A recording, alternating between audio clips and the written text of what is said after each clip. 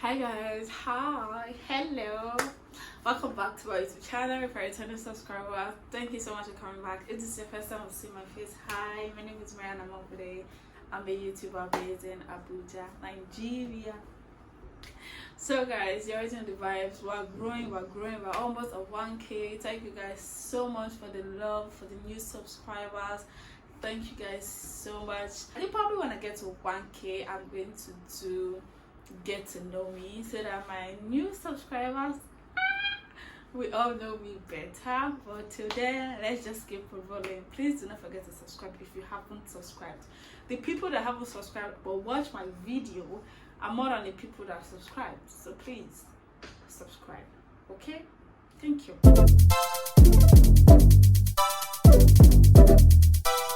Let's get right into today's video. I have nothing scripted out. I have no notepad. I have nothing. It's just gonna come from here. As it's coming, I'm saying it. But I really want to talk about friendship. I really want to talk about people you call your own, people you call friends, people you literally can defend. Let me give you a story. When I was way younger, not like way younger, but when I was younger, in my area there was a guy that was fighting with my friends and they were twins. I was like, there are two girls now, obviously I'm going to take the guy out or something like that. But the guy dealt with them like there was no tomorrow. Hey God. And I was like, this guy is beating my friends, so let me go and help settle, not fight, because I don't fight. I don't like see anything injury. If you know me, you know I run away from anything that will cause me injury because it tends to leave a scar. So basically, the guy was dealing with the both of them. I was like, let me go ahead, my friend, they are beating my friends, that kind of thing. Guys, would you believe that I went into the fight, in the middle of the fight, and it was me, like Amy, that ate all the beating. Oh God. Basically what settled the whole thing was one punch, one pull, and my nose, I bled. And I'm like, yo, who sent me a message at the end of the day? But basically, I've had some good experiences and some not so good experiences when it comes to friendship or people you call friends. I feel like we get to a point where we are like, you know what, just first your friendship thing. I don't even do it again.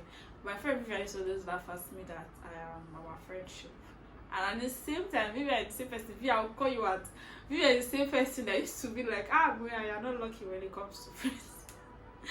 Because the truth is, at some point, I feel like I'm not the luckiest when it comes to friends. Because I've had some experiences with people that I call friends, and it's not so good. Obviously, I'm not going to talk about it here because I don't want to smell anybody's name or anything. But I've had some experiences when it comes to friends, and when I look back on it now, I'm like, were we really friends, or it just so happened that Miriam knows everybody? This is one thing people had issues with me. So people still have issues with me now. They feel like I know everybody. Let me just address this thing now, here in this my channel. I don't know everybody. Yes, I know a lot of people, but I don't know everybody. Let me explain how I happen to know a couple of people or a lot of people.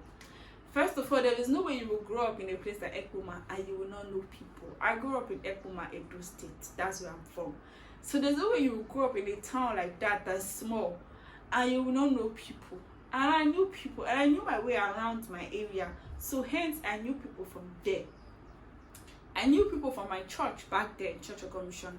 I knew people from my school as well, Mount Carmel.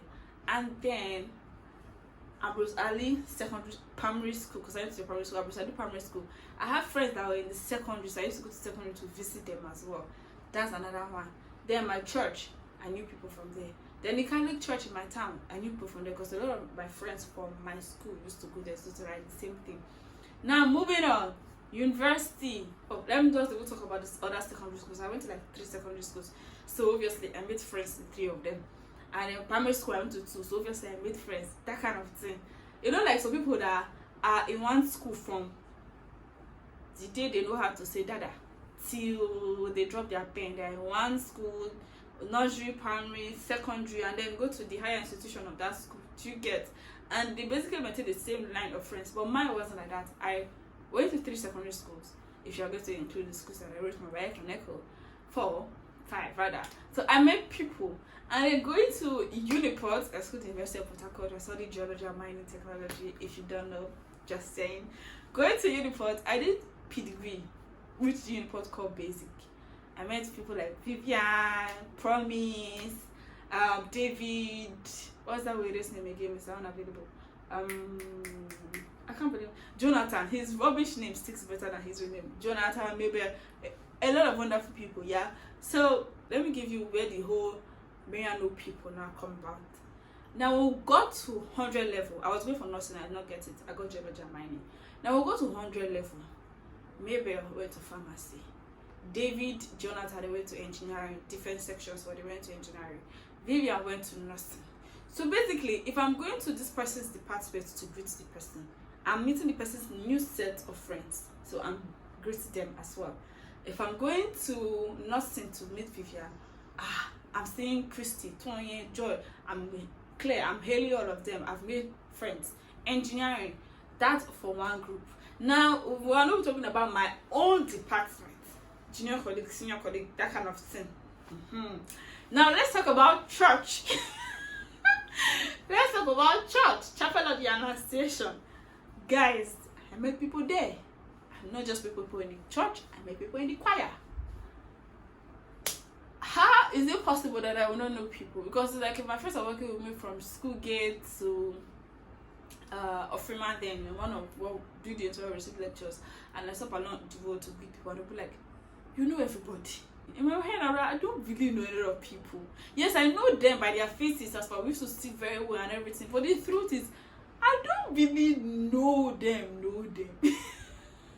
I probably know only their first name, and that's it. I'm not even sure I know their department. I'm not even sure I know their last name. Hence,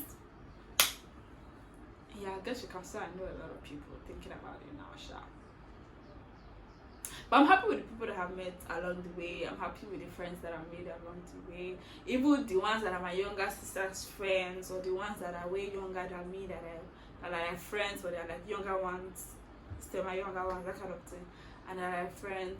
I really appreciate all the friends that I've made. The whole essence of this video is growing up and being an adult, living alone and everything. I've come to realize certain things when it comes to friends and everything.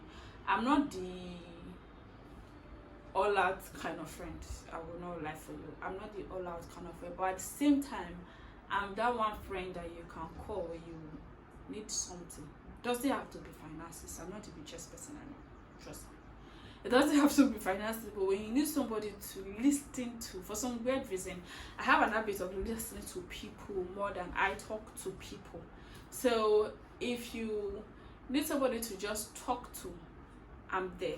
Growing up, not even growing up, now I feel like there are like 2 categories of people. The ones that, you know, if you call them and you ask them for something, they are like there. Say maybe you're stranded somewhere, you need like 10K or something. There are people you call, they will come through. And then maybe you are confused about a certain decision you want to make. Probably the one that have to do with guys. No problem. Miriam is there. That kind of thing. I might be there for the both of them, but it depends on who is asking. That's where I would say we all have levels when it comes to people's life. We all have preferences. The kind of things that I would tell this my friend, I cannot tell this my friend. Not because this person is not a friend to me, but I feel like you don't need to know much. You don't need to know that aspect of my life. I don't know if it makes sense.